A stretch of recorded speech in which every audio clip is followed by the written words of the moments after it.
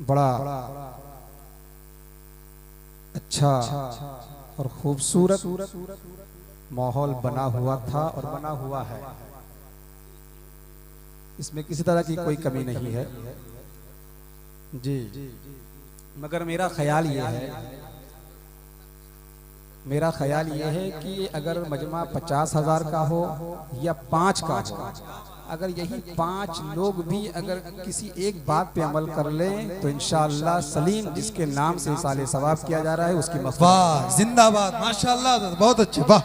वरना ये तो अहले साहिब खाना का करम है कि तकरीर करने से पहले ही नजराना दे चुके हैं। नजराना हम लोग का क्लियर है, अब चाहे करें ना करें कोई परवाह नहीं है। वो खाना खाने के बाद फौरन नजराना दे चुके हैं, इसलिए कि मुझको लग रहा था कि वो भी जान रहे हैं कि तकरीर वकरीर सुननी नहीं है। जब कहाँ है अब्दुल मतीन साहब, यहाँ पे हैं? नहीं है, इसलिए कि वो भी जान रहे हैं कि अब 12 बजे के बाद उनको भी नींद आएगी, वो सो जाएंगे, इसलिए वो भी अपना काम खत्म कर दिए, झंझट की नजराना अबरार को दे दिए और भाई जिसको तुम बुलाए हो सब बांट दो। अब खतीब समझे, शायर समझे, अपना जैसे निकलना निकल जाएगा। मगर मेरा ख्याल ये है कि अगर ये 5 ही कुछ लोग जो बैठे हुए हैं, बस थोड़ी देर आप दिल जमई के साथ, थोड़ी देर, मैं अपने घर की बात नहीं करूँगा, अल्लाह उसके रसूल की बात करूँगा। और ये मिंबर रसूल है, यहाँ पर अपनी ज़ाती बातें नहीं की जाती है बल्कि अल्लाह और रसूल की बातें की जाती है। और यही मकसद है इसाले सवाब करने का कि रसूल पाक सल्लल्लाहु तआला अलैहि वसल्लम का फरमाने आली शान है कि जब किसी का इंतकाल हो जाए तो मैयत को सामने रखकर उसकी बड़ाई बयान की जाए, उसकी खूबियां बयान की जाए। जब कोई इंतकाल कर जाए तो वो सामने जब मैयत हो तो उसकी खूबियां बयान की जाए, उसकी जो बुराई है या उसके अंदर जो कमियां थी उसको ना बयान किया जाए बल्कि उसकी खूबियां बयान किया जाए। सहाबा अर्ज़ करते या रसूल अल्लाह, इसमें मैयत को क्या फ़ायदा होता है? मेरे आका इरशाद फरमाते हैं कि जब इंसान की तारीफ की जाती है, उसकी बड़ाई बयान की जाती है तो वो रूहें खुश हुआ करती है, रूह को खुशी हासिल होती है, रूह को तस्कीन मिलता है, सुकून मिलता है। इसलिए आप बैठे और बैठकर थोड़ी देर जिस रसूल पाक सल्लल्लाहु तआला अलैहि वसल्लम के जिक्र में हम और आप शिरकत किए हैं, अगर वो नबी आपसे खुश हो गए तो आप दुनिया में भी कामयाब हैं और आखिरत में भी कामयाबी है। दुनिया में भी आप कामयाब हो जाएंगे क्योंकि अल्लाह ने आपको मालिक कुल बनाकर दुनिया में भेजा है। दोनों जहां हैं आपके कब्ज़ो इख्तियार में। अल्लाह के रसूल को मेरे परवरदिगार आलम ने मालिक कुल बनाकर दुनिया में भेजा है और आप ही के सदक़े से अल्लाह ने जन्नत को भी बनाया है। जन्नत की तामीर मेरे मुस्तफ़ा के सदक़े से हुई है, इसलिए उस मुस्तफ़ा को अगर आप खुश कर लेंगे तो इंशाअल्लाह कामयाब हो जाएंगे। परवरदिगार आलम कुरान मुक़द्दस में इरशाद फरमाता है, ए ईमान वालो, अल्लाह से डरो जैसा कि उससे डरने का हक है।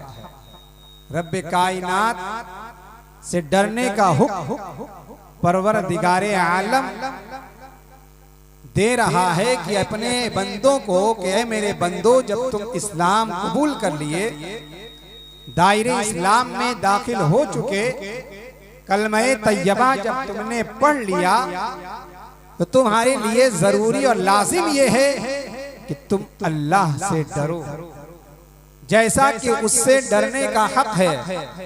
हर किसी से डरने का अलग अलग हक हुआ करता है। माँ बाप का खौफ औलादों पर अलग हुआ करते हैं, भाई का डर एक दूसरे भाई पर अलग हुआ करता है, अजीजों अकारीब से खौफ एक अलग अंदाज से होते हैं, मगर परवरदिगारे आलम का खौफ आपके दिल में ऐसा होना चाहिए कि आप तन्हाई में रहो तो भी रब्बे कायनात से डरते रहो, बीच मजमे में रहो तो भी रब्बे कायनात से डरते रहो, दुनिया की चकाचौंध में अपनी जिंदगी को गुजार रहे हो तो भी खौफे खुदा दिल में बसाते रहो। रात की तन्हाई हो, कोई देखने वाला ना हो, उस वक्त भी अगर आपके दिल में खौफे खुदा है, अगर आपने खौफे खुदा की वजह से रात की तन्हाई में कोई जुर्म करने से आप बाज आ गए हो, तो परवरदिगारे आलम फरिश्तों को गवाह बनाकर ऐलान फरमाता है, ऐ फरिश्तों गवाह हो जाओ, इसने खुदा को नहीं देखा है, जन्नत को नहीं देखा है, जहन्नम को नहीं देखा है, मगर इसके दिल में जो खौफ है खौफे खुदा है। ये जानता है कि कोई पूछने वाला है, कोई जात ऐसी जात है जो मुझे मैदाने महशर में मुझसे सवाल कर सकती है, कोई जात है जो मुझसे पूछ सकती है, ऐ मेरे बंदे तूने मुझसे खौफ क्यों नहीं किया, मेरा डर अपने दिल में क्यों नहीं बसाया। अगर रात की तन्हाई में इंसान सिर्फ खुदा के खौफ से बुराई को छोड़ देता है तो परवरदिगारे आलम फरमाता है इसकी जन्नत की बशारत दे दिया करो। जन्नत की बशारत रात की तन्हाई में कोई देखने वाला नहीं है, मगर उस वक्त अगर इंसान गुनाह ना करे तो सिर्फ खुदा के खौफ से गुनाह नहीं करता। हम बरसरे मजमा बाजार में अगर गुनाह नहीं करते हैं तो हमारे दिल में ये होता है कि लोग देख रहे हैं, लोग देख रहे हैं, मगर जहां कोई नहीं देखने वाला है वहां इंसान अगर बुराई नहीं करता है तो उसके दिल में खौफ खुदा होता है। वो जानता है कि परवरदिगारे आलम मुझे देख रहा है, अल्लाह के रसूल हमें देख रहे हैं, इसलिए वो गुनाह से जब बचता है तो परवरदिगारे आलम बहुत ज्यादा खुश होता है। और परवरदिगारे आलम ऐसे बंदों को जन्नत की खुशखबरी दिया, जन्नत की बशारतें उसके लिए होती है कि जन्नत ऐसे ही लोगों के लिए बनाई गई है, ऐसे लोग जन्नत में दाखिल होंगे। अगर आप अपने दिल में खौफे खुदा अगर बसा लोगे तो इंशाअल्लाह दुनिया में भी कामयाब रहोगे और आखिरत में भी कामयाबी हासिल होगी।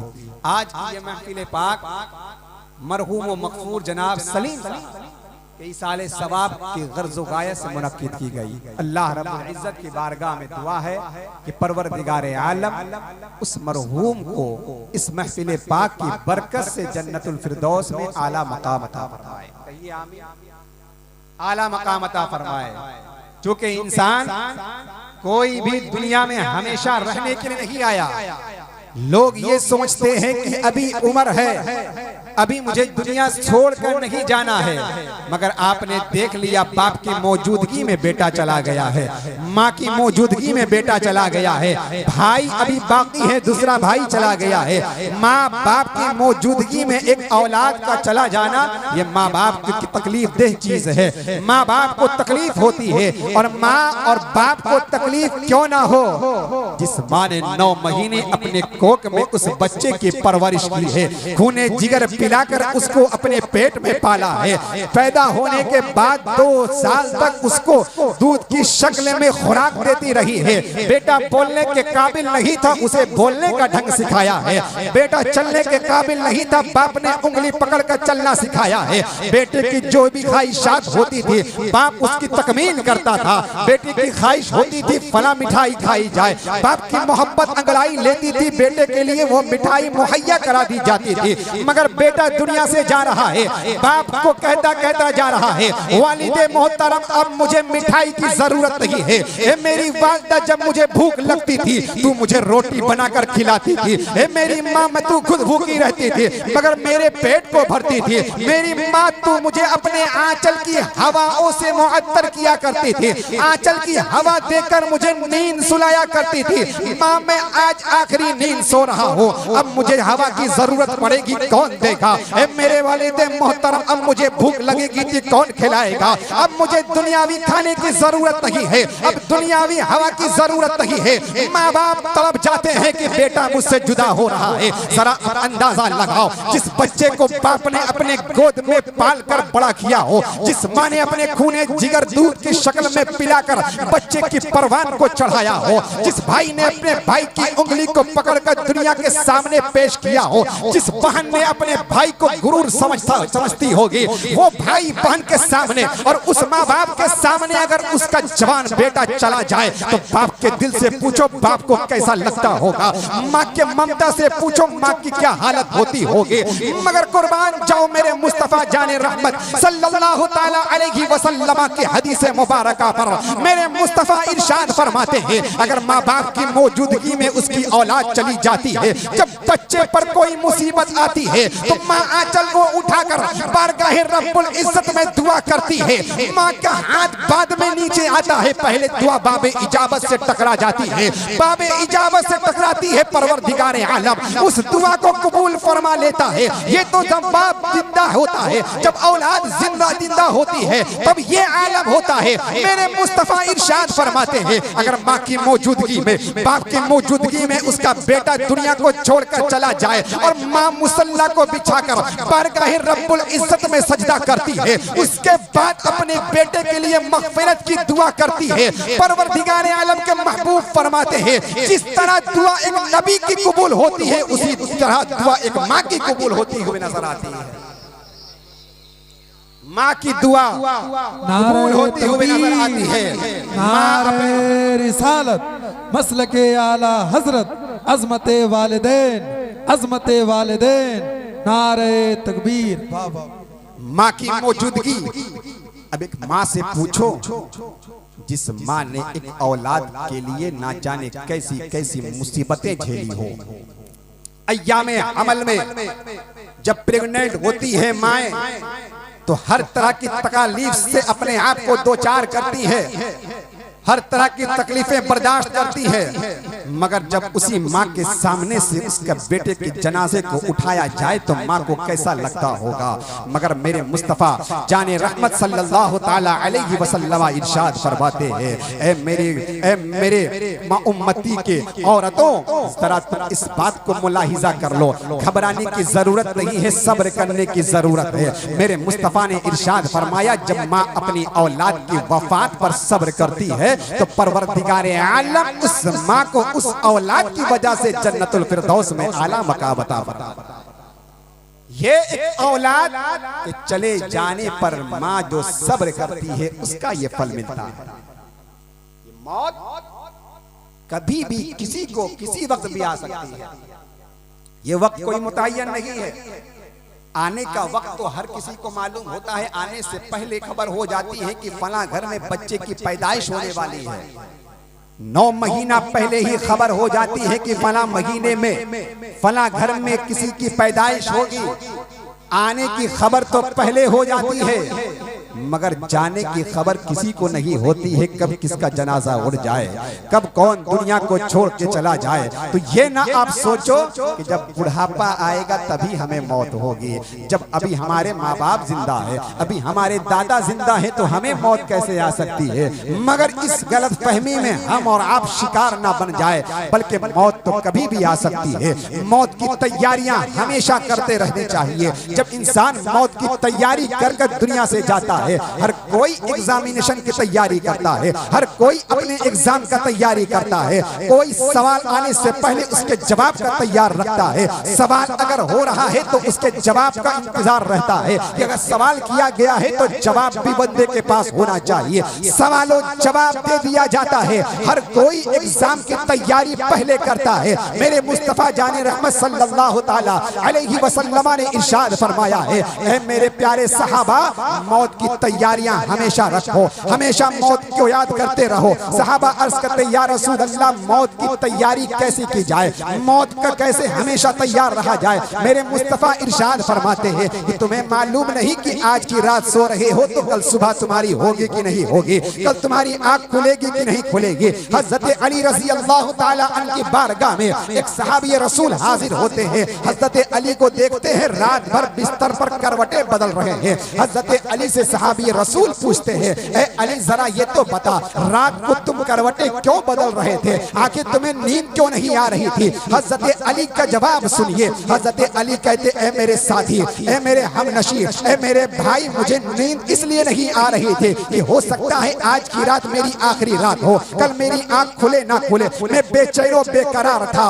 मगर जब वही अली है, जब मेरे मुस्तफा जाने रहमत सल्लल्लाहु ताला अलैहि वसल्लम है, मक्का से हिजरत करके मदीना मनव्वरा तशरीफ ला रहे हैं, हजरत अली को कहे हैं अली तुम बाद में आओगे, कुछ अमानतें हैं लोगों को देकर आना, सुबह कर लेना, सुबह दे अमानतें देकर वापस आना। हजरत अली उस रात में बेखौफ खतर सो रहे हैं, वहीं से अब ये रसूल है पूछते हैं ए अली आज बात क्या है, आज तुम बिला खौफ खतर अपने बिस्तर पर आराम कर रहे थे। हजरत अली का अकीदा देखो, मेरे मुस्तफा पर कुर्बान जाओ। हजरत अली कहते हैं हर दिन मैं सोता था, मुझे मालूम नहीं था कि कल सुबह होगी कि नहीं होगी, कल मेरी आंख खुलेगी कि नहीं खुलेगी, मगर आज मेरे मुस्तफा ने इरशाद फरमा दिया है अली सुबह होगी, जब तुम नींद से बेदार होगे फला लोगों को अमानत देकर तुम मक्का से हिजरत करके मदीना आ जाना।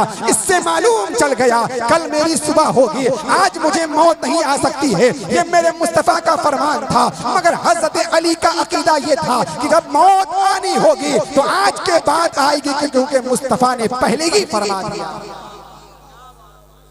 मुस्तफा पहले ही फरमा चुके हैं कि अली ये अमानत है, लोगों को देकर वापस मक्का से मदीना हिजरत करके आना।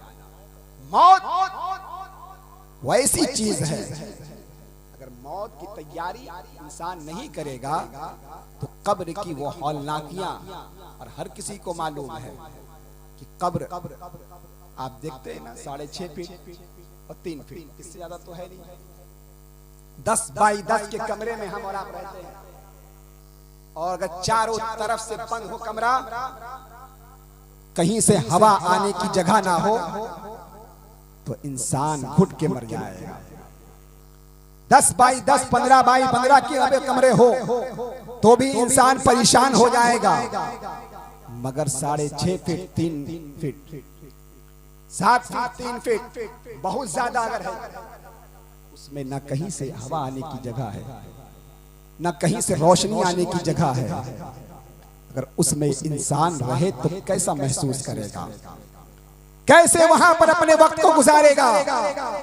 मेरे मुस्तफा इरशाद फरमाते हैं वो कब्र की काली कोठरी किसी के लिए जहन्नम के गढ़ों में से एक गढ़ा है, और वही काली कोठरी किसी के लिए जन्नत की बहारों में से एक बहार है, जन्नत की क्यारियों में से एक क्यारी है। जगह एक है, वही कब्र है, मगर किसी के लिए जहन्नम के गड्ढों में से एक गड्ढा है, और किसी के लिए जन्नत की क्यारियों में से एक क्यारी। सहाबा अर्ज करते या रसूल अल्लाह जगह एक मगर दोनों के लिए अलग अलग, आखिर मामला क्या है। मेरे मुस्तफा इरशाद फरमाते हैं कब्र की गड्ढों में, जहन्नम के गड्ढों में से एक गड्ढा कब्र उसके लिए है जिसके दिल में मोहब्बत रसूल नहीं है, जिसके दिल में नूरे ईमान नहीं है। मगर वही कब्र की काली कोठरी किसी के लिए जन्नत की क्यारियों में से एक क्यारी है, उसके लिए जिसके दिल में मोहब्बत रसूल है, जिसके दिल में नूरे ईमान है। अगर नूरे ईमान लेकर दुनिया से जाएगा और कब्र की काली कोठरी में पहुंचेगा, मेरे मुस्तफा इरशाद फरमाते हैं दुनिया से जाता है इंसान, जब इंसान दुनिया में आता है तो गुनाह करता है, क्योंकि इंसान की डिफिनेशन ये है, इंसान की तारीफ ये है कि अल इंसानो मुरक्कबुन खता व निस्यान, इंसान मुरक्कब किया गया है, इंसान बनाया गया है, खता और भूल चूक उससे होती है, इंसान से खताएं हुआ करती है, इंसान के अंदर भूलने की खसलत होती है, इंसान गुनाह करता है। मगर जब यही इंसान गुनाह करने के बावजूद नूरे ईमान और मोहब्बत रसूल कब्र में लेकर जाता है तो अल्लाह के रसूल फरमाते हैं इन्ना उम्मती उम्मते मरहुमा, मेरी उम्मत वो उम्मत है जिस पर रहमो करम किया जाएगा, जिस पर अल्लाह तबारक व तआला का रहमो करम होगा। सहाबा अर्ज करते या रसूल अल्लाह किस पर रहमो करम होगा। मेरे मुस्तफा इरशाद फरमाते हैं जिसके दिल में मोहब्बत रसूल होगी, जिसके दिल में नूरे ईमान होगा, जब वो इंसान दुनिया से जाएगा तो उसकी कब्र नूरे मोहम्मदी से भर कर जाएगा और उसकी कब्र में रहमत और नूर की बरसात, और वो उम्मते मरहुमा है।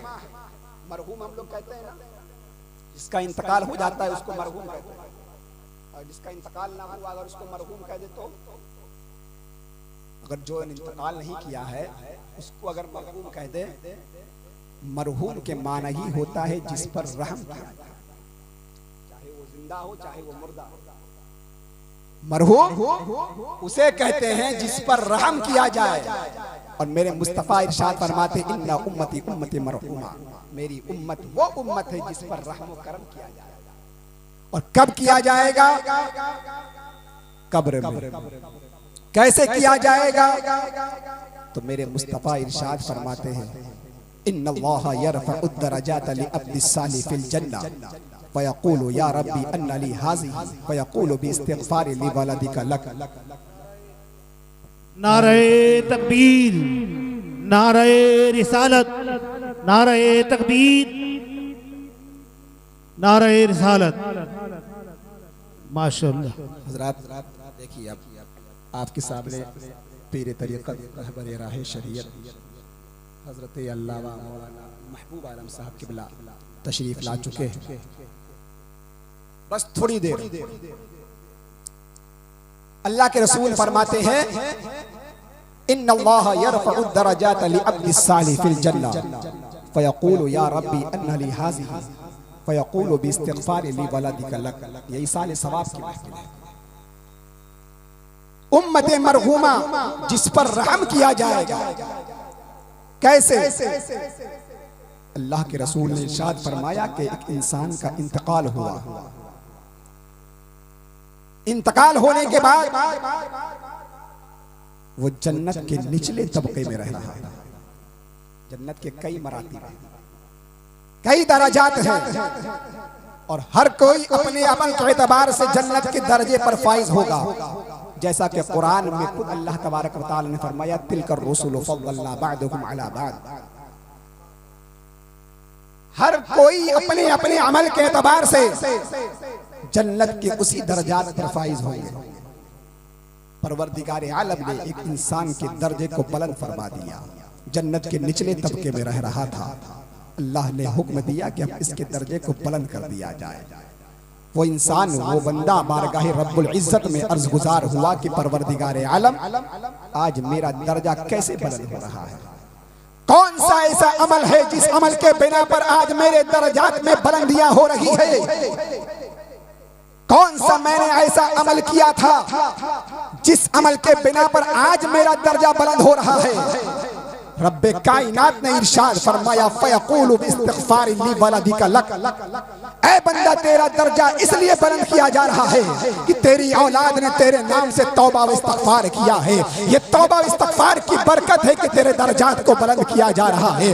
बंदा तौबा व इस्तिग़फ़ार दुनिया में कर रहा है, औलाद तौबा व इस्तिग़फ़ार दुनिया में कर रही है, मगर फायदा बाप को हो रहा है, फायदा माँ बाप को हो रहा है। दुनिया में अगर इंसान अज़ीज़ व अक़ारिब के नाम से तौबा व इस्तिग़फ़ार करता है तो दुनिया में से जाने वाले उसके अज़ीज़ व अक़ारिब के दर्जात बुलंद किए जा रहे हैं। जब तौबा व इस्तिग़फ़ार का ये आलम है, अगर पूरे कुरान को पढ़कर मरहूमीन के लिए इसाले सवाब कर दिया जाए, जो कुरान अल्लाह के रसूल पर नाज़िल हुआ था, जो रहमत बनकर हमारे लिए कुरान आया है, अगर उस कुरान की तिलावत कर कर अपने मरहूमीन के नाम से इसाले सवाब कर दिया जाए तो वो इंसान के लिए दर्जात की बुलंदी का सबब बनता होगा। तौबा इस्तिग़फ़ार की ये बरकत है। जब पूरा कुरान पढ़ दिया जाए तो क्या आलम है। यही है इसाले सवाब, और इसी वजह से हम सुन्नी मुसलमान इसाले सवाब करते हैं। इंसान खता करके दुनिया से जाता है, कहा जाता है खाली हाथ आए हैं, खाली हाथ आते तो हम हैं खाली हाथ, गुनाहों से पाक, साथ में एक भी गुनाह नहीं होता है। मासूम होता बच्चा छोटा जब होता है तो उसके साथ एक भी गुनाह नहीं। आज पैदा हुआ है बिल्कुल गुनाहों से पाक है, मगर जैसे जैसे अपनी जिंदगी को गुजारता है, दुनिया की चकाचौंध में अपनी जिंदगी को गुजारना शुरू किया, दुनिया की वाहियात में मशगूल हो गया, लहव लाइम में मशगूल हो जाता है, तो कभी नमाज भी छोड़ रहा है, कभी रोजा भी छोड़ रहा है, कभी और कुछ काम छोड़ रहा है और गुनाह पे गुनाह कर रहा है। मगर आया था गुनाहों से पाक होकर, जब अपनी जिंदगी को गुजार कर जा रहा है तो गुनाहों का अंबार लेकर जा रहा है, साथ में गुनाह है। कब्र में पहुंचा है, इस मुल्क नकीर सवाल कर रहे हैं, मगर जब कब्र में पहुंचने के बाद अपने अजीजों अकारीब को छोड़ा है, अपने अहले रिश्तेदार को छोड़ा है, माँ बाप को छोड़कर गया है। जब वो अजीजों अजीजो अकारिब, जब वो औलाद अपने माँ बाप या अपने भाई को छोड़कर दुनिया से गया है तो वो उसके लिए इसाले सवाब कर रहे हैं, कुरान की तिलावत कर रहे हैं। जैसे जैसे कुरान की तिलावतें होती है, जैसे जैसे नेक अमल किया जाता है, मरहूमीन के नाम से इसाले सवाब किया जाता है, रफ्ता रफ्ता उसके गुनाहों को माफ कर दिया जाता है। हालत ये होती है जब दोबारा मैदान महशर में उठाया जाएगा तो इस हालत में उठेगा कि उसके साथ एक भी गुनाह नहीं। पूछने वाले पूछेंगे आखिर इसने कौन सा अमल कर लिया। दुनिया से जब आया था कब्र में तो गुनाह के अंबार थे, मगर मैदान महशर में जब दोबारा उठाया जा रहा है, आपको पता है ना कि दोबारा उठाया जाएगा। मिट्टी डालते हैं तो दुआ पढ़ते हैं, मिनहा खलकनाकुम व फीहा नुईदुकुम व मिनहा नुखरिजुकुम तारतन उखरा, कि हम इसी मिट्टी से बने हैं और इसी मिट्टी में वापस आ रहे हैं और इसी मिट्टी से दोबारा उठाए जाएंगे। दोबारा कब उठाए जाएंगे? मैदान महशर। तो कयामत कायम होगी, हर कोई नफ्सी नफ्सी के आलम में होगा, परेशान हाल होगा, कोई पुरसाने हाल ना होगा। उस वक्त आपके आमाल अच्छे होंगे और आमाल के साथ साथ दिल में मुस्तफा की मोहब्बत होगी, तब आपको जन्नत की खुशबू मिलती हुई नजर आएगी। आमाल बहुत होंगे, बहुत आपने हज और उमरा और ज़कात और नमाजें अदा कर ली है, मगर दिल में मोहब्बत रसूल लेकर नहीं गए हो तो सारे आमाल आपके मुंह पर मार दिए जाएंगे। आमाल के साथ साथ मोहब्बत रसूल और दिल में नूरे ईमान जब होगा तब आपको जाकर जन्नत की खुशबू मिलती हुई नजर आएगी और यही जन्नत में जाने का सबब बनेगा। यही अमल आपको जन्नत में ले जाएगा, वरना हर कोई वहां पर देखता हुआ नजर आएगा। और जो कहते हैं कि मेरे मुस्तफा को कोई इख्तियार नहीं है, वहां पर वो भी कहते हुए नजर आएंगे काश हम इन पर ईमान ले आते और इनको अपने जैसा ना कहते तो आज हमारी भी शफाअत होती। तो आला हजरत का ये शेर उस वक्त पढ़ा जाएगा, आज ले उनकी पनाह, आज मदद मांग उनसे, फिर न मानेंगे कयामत में अगर मांगे। आज ले उनकी पनाह, आज मदद मांग तुमसे, फिर न मानेंगे कयामत में अगर मान गया। कयामत में मानने से पहले आज ही मान लो। तो आज मान लोगे तो इंशाअल्लाह तबारक व तआला कयामत में आपकी शफाअत होती हुई नजर आएगी। क्योंकि शफाअत का ताज जरूरी अगर किसी के सर पर रखा जाएगा तो मेरे मुस्तफा जाने रहमत सल्लल्लाहु तआला अलैहि वसल्लम की ज़ात गिरामी। सबसे पहले अगर शफाअत करने का हक किसी को हासिल होगा तो वो मेरे मुस्तफ़ा होंगे और मेरे मुस्तफ़ा जब शफाअत करेंगे तो उसके बाद दूसरे को शफाअत करने का हुक्म होगा। तो आज की ये महफिल आली जनाब अब्दुल मतीन साहब अपने बेटा मोहतरम मरहूम व मगफूर सलीम साहब इस महफिल का इनेकाद किया। अल्लाह रब्बुल इज़्ज़त की बारगाह में दुआ है कि परवरदिगार आलम इस महफिल पाक की बरकत से उनके बेटे को जन्नतुल फिरदौस में आला मकाम अता फरमाए, उनके बेटे के दराजात में बुलंदियां अता फरमा, उनकी कब्र में रहमत नूर की बरसात अता फरमा, उनके तमाम छोटे बड़े गुनाह को माफ़ फरमा कर जन्नतुल फिरदौस में आला से आला मकाम अता फरमा। परवरदिगार आलम की बारगाह में दुआ है कि परवरदिगार आलम हम तमाम लोगों को सच्ची पक्की हुजूर से मोहब्बत करने की तौफीक अता फरमाए। बोलने में कहीं भी गलती हुई हो तमाम उलमाए किराम जुमला सामिईन को गवाह बनाकर मैं तौबा करता हूँ। मेरे साथ आप भी पढ़ लीजिए, अस्तगफिरुल्लाह रब्बी मिन कुल्लि ज़ंबिन व अतूबु इलैहि, ला इलाहा इल्लल्लाह मुहम्मदुर रसूलुल्लाह सल्लल्लाहु तआला अलैहि वसल्लम व मा अलैना इल्लल बलाग।